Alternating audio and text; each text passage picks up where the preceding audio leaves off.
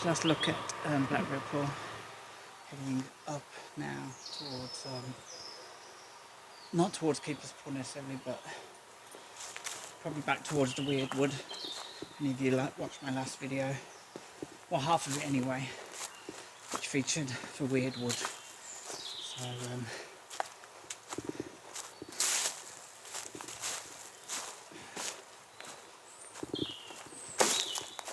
it's a bit of an uphill climb. I'm sure that's actually just fallen like that. It's really cool.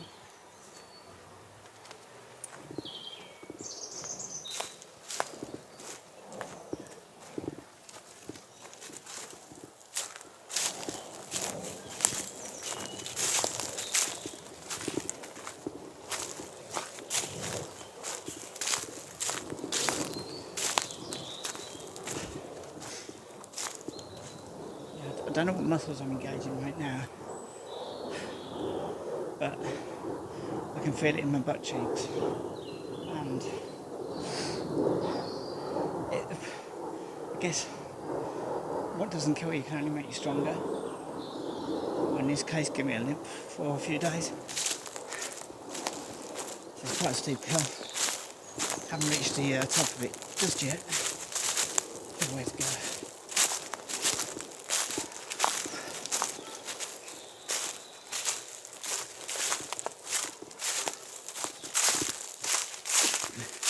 It's actually a nice little walk because it's quite open, and I'm not bushwhacking like I was earlier.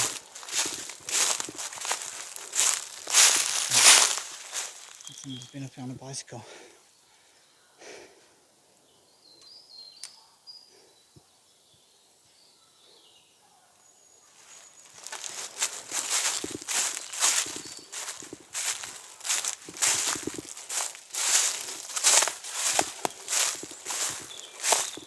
These woods can be a little bit creepy at night.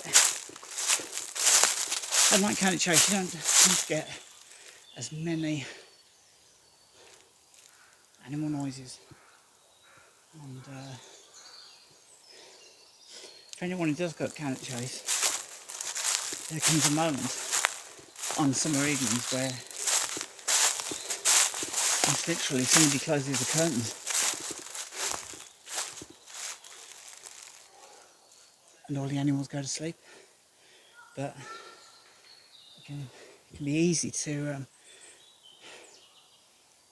convince yourself that it's something paranormal, that there's something afoot. But generally, it happens almost at the same time. Everything stops tweeting, twitching, and it settles down at dusk. So I've got a feeling there is a path around here which you can take. But as soon as I find it, I'll go off trail again. But this is actually really nice. I like this.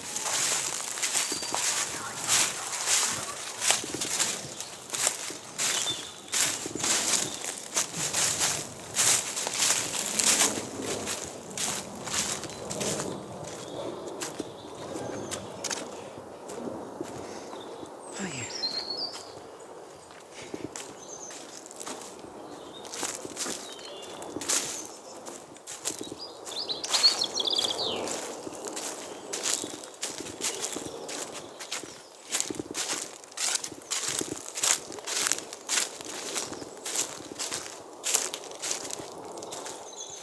So it's not the big path that I thought it was, but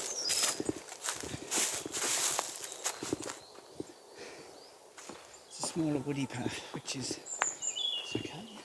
Don't mind that.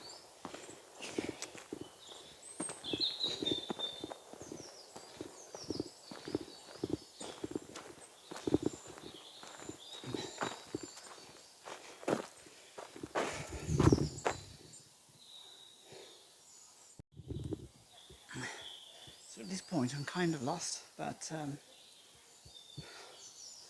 do I go down that path, or do I go down that one, or do I go where there is no path.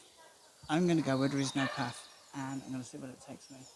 And hopefully I'll be heading in roughly the right direction to where I want to be, which is back where I was when I did the first video. I think that was about a couple of weeks back.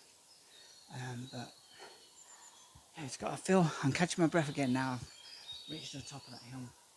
It's just one of those things. You hit a certain age where you have to put all your focus into every single movement of your body, and it's and you've got a bit more weight on you and stuff. So, but you've still got that mentality of somebody that wants to push themselves a little bit. But you have to be careful at the same time.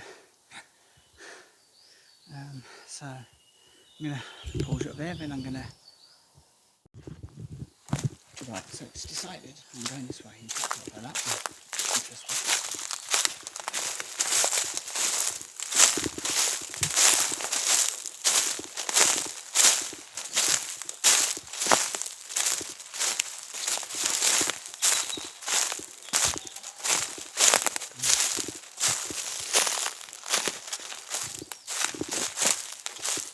Nature reclaiming on its own and giving it a nice woodland green colour.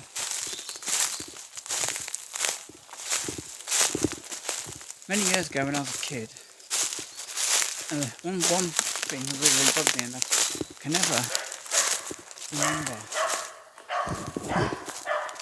remember where it was, which is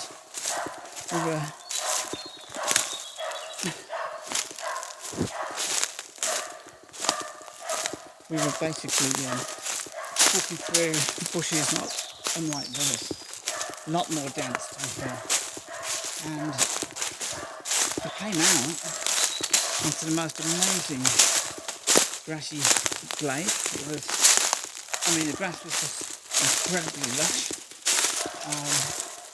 and it was a bit of a magical moment because we couldn't actually find it ever again.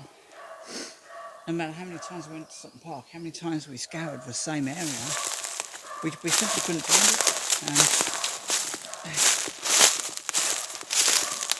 I would love to, and you know what, when something like that happens, it's no big deal, it probably still exists, but it does give those woodland kind of like walks a little bit of a magical, a little bit of mystique.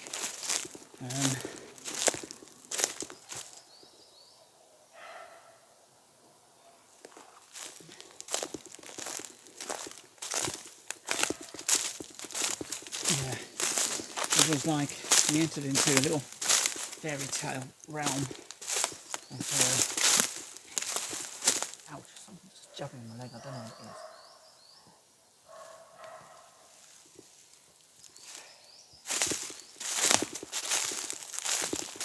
I'm starting to kind of feel that this is maybe not the best idea to make this fly, but I'm determined to find a little route through, because that's what I do.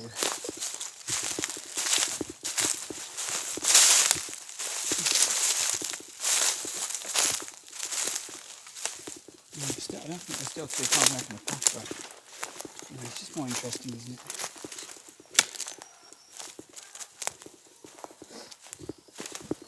There's a little bit of grass here, so maybe I'll find my magical glade still.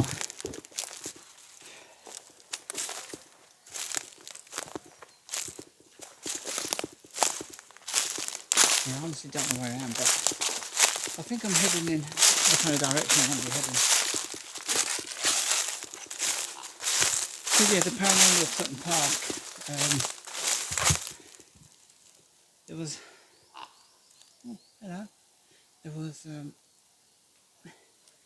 something that's supposed to have happened in 1996, where some lads were playing down they were hanging out, I should say, by the cafe, probably, as it was, by Bracebridge Pool, and they claimed to have heard horses' noises, and they saw a big horse come out of the woods, and it had what they described as a really fat bloke, doublet and hose, dressed like medieval kind of thing, and he came out of the woods, and it was attributed to Henry VIII. But you don't know. I mean, it would have been a sight to behold, that's for sure. I've had one weird experience up there with a big horse breathing down my neck, and when I turned around, it wasn't there. So it wouldn't surprise me if there's something paranormal. But you get a lot of people that go to Cannock Chase in Sutton Park, and they always say the same thing. We've been here like hundreds of times. I've camped in Cannock Chase. I've been there at night, and they're just woods. There's nothing going on. If you don't understand the noises of the forest and stuff, then there's absolutely nothing going on. And I can understand that. I mean, when I go to work, I sit on the bus, I've got some music on. Last thing I think about is paranormal. So if there was a ghost sitting behind me and I happen to glance at it, I wouldn't necessarily notice that the person was sitting on the bus or not. And I think that's the thing in daytime. You tend to assume that there's nothing paranormal about. And if you're not looking for it, you generally don't see it. I mean, going back to my experience the other night, with people that said it's like parallax, which I understand it's a concept where something appears to be moving. It appears to be still, but it's actually moving, but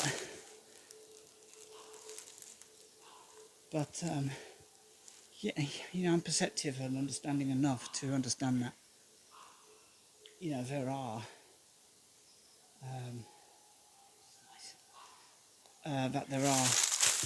possibilities that, it's something else. I mean, I'm sure there's theories about glitches in the Matrix, and a lot of people talk about it. A lot of people talk about, especially a lot of scientific theories about it. I really am truly lost, Again, more decisions. I don't go that way because I feel like I'm going away from stuff, so I'm going to generally kind of go straight on and see where it takes me. But yeah, when it comes to things like what I saw with that plane that wasn't moving, sadly I didn't have my phone to hand at the time. It was on, battery was on 5%. It was, put it in my bag, and trust me, I mean, I've just been into the supermarket, wearing the same bag, and I was just simply trying to find the purse, which is massive, and I just literally couldn't find it anywhere. So it didn't surprise me that that was the case, was I couldn't find my phone in time, because I only literally probably had about 20 seconds to get it and film something. But no, even that sort of passed me by a bit. I can see some light. I can see light through the trees. I'm still kind of wondering exactly where I am, to be fair. It seems to be a very small path. I'm not sure where exactly I take me. I'm going to start cutting through the woods again, I think.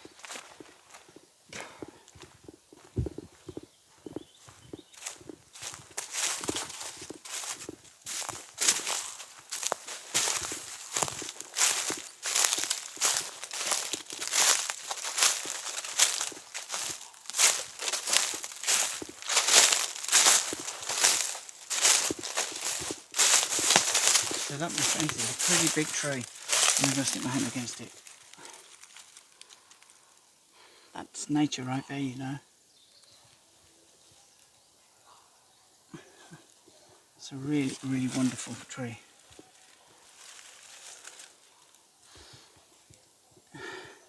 Alright mate, I'm sorry what we're doing to the world and your mates, but if you suddenly turn into a tree beard, I would be quite surprised and a little alarmed, but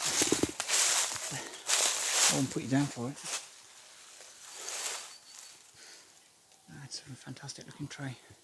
There is actually a tree on Cannock Chase, and I've had a friend who took a picture of it, and I believe the tree in question to be somewhere in the location of the Constable car park.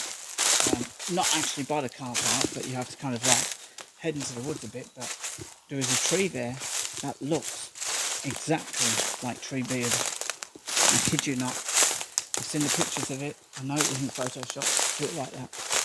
It was 100% a Treebeard-esque type thing.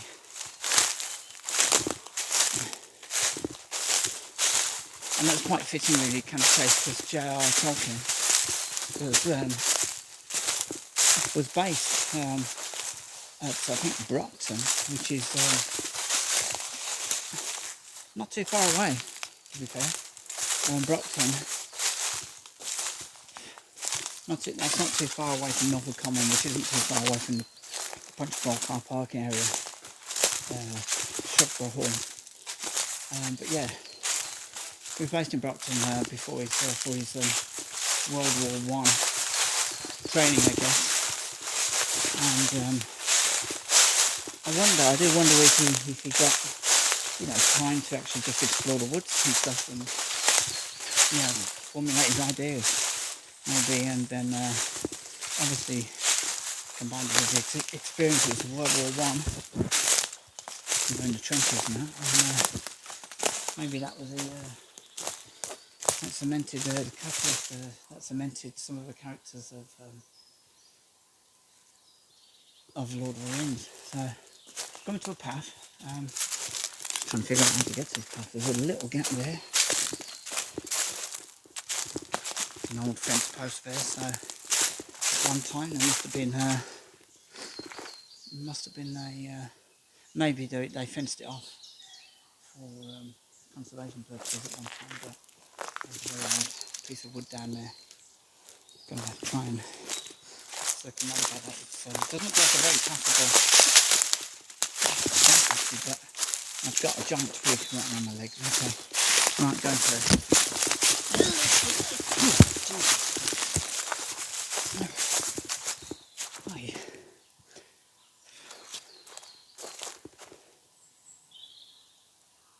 Well, I have to say, I haven't got a scuba doo where I am, but just seen some people ahead, so I'm going to maybe do a sensible thing, because as we head further on down, I am thinking of a dreaded B with an O with a G, and last thing I want to do is a bit of bog swimming. Having said that, I see a gap over there again, and for anyone who wants me to map this, you can forget it, because I can't. I haven't got. His phone actually isn't connected to the internet, and he's not even got a SIM card in, so I haven't got the foggiest of where I am, or where I've just come from. Oh, Jesus.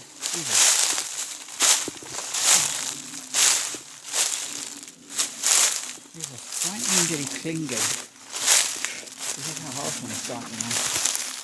Things just wrap around your leg and start dragging you into the bowels of the earth. I didn't expect there to be a big close cut on there, so back down. It's fun though, fun doing this. It's, I like to think I've got all sorts of shrubberies in my hair.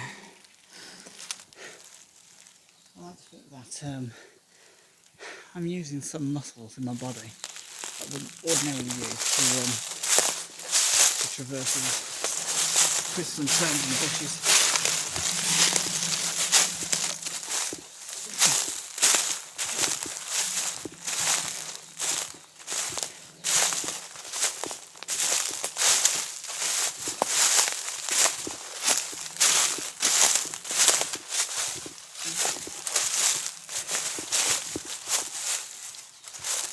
It'd be a magical experience if I stepped out of the woods and I was in Romania or something.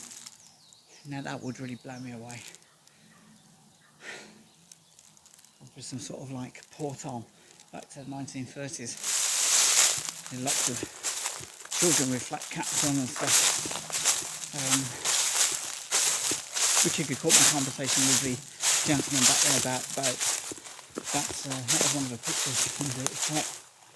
It was quite endearing, but at the same time, I was I was a little sad actually before I got to Blackroot because of the way it's been for the last, I don't know, many years. It was just left to decay really, and you know, when you don't see the happiness and laughter and the boats and everything, and little kiosks selling food and ice cream, and you kind of felt, well, you know what, it's just all part of a decline that, you know, we experience the golden years that we hold so dear in our memories. Yeah, I mean, we do see things with rose-tinted spectacles, I have no doubt about that, but at the same time, I think there was an element of truth to our memories that, you know, we don't have now.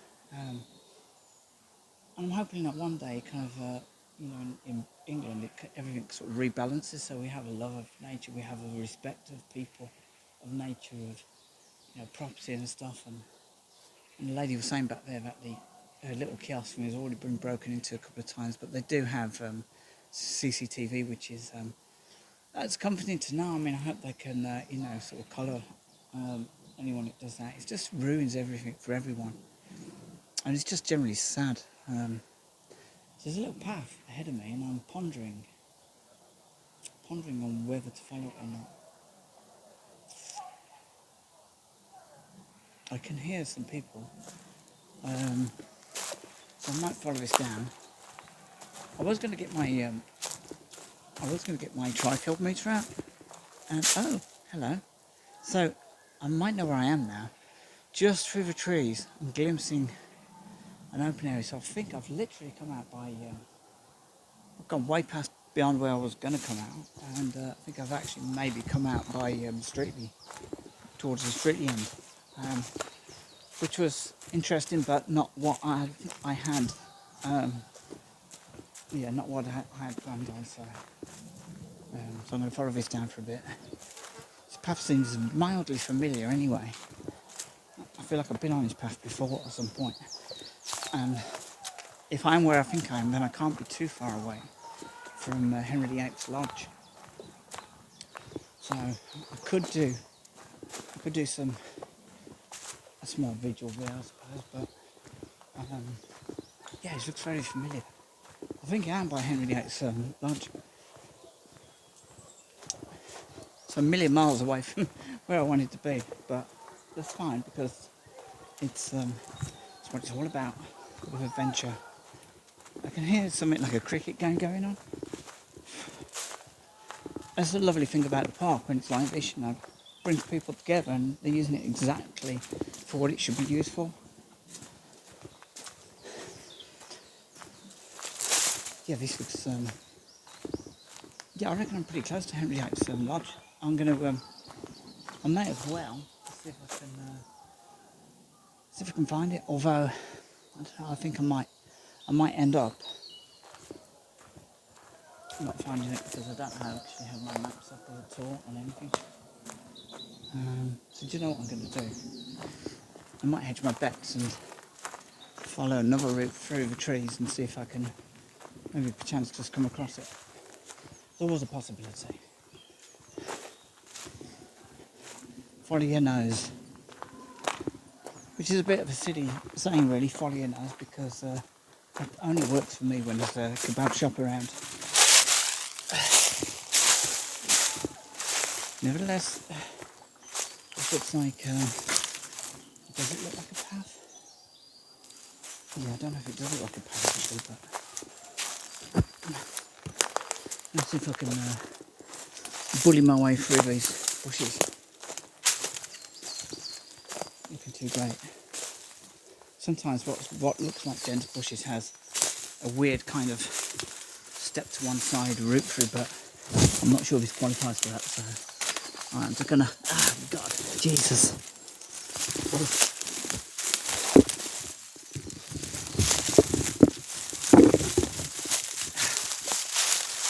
Right.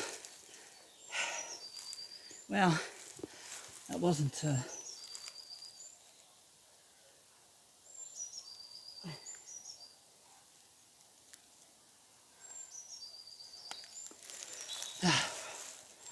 it wasn't necessarily what I had in mind, but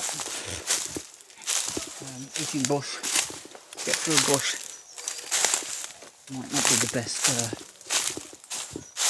method, certainly not the stealthiest method anyway, but we've made some inroads now.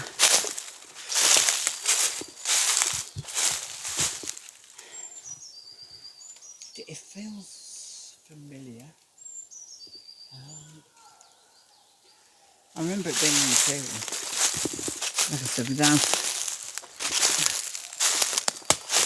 probably even up to date after something to actually follow, because it is actually on Google Maps. So yeah, if you ever want to find Henry Yates Hunting Lodge that has been identified by archaeologists, I guess, then you can look at it on Google Maps and it will show the location in Sutton Park of a hunting lodge. So if you can look over towards the Sweetly end of Sutton Park, it would be sort of along those lines.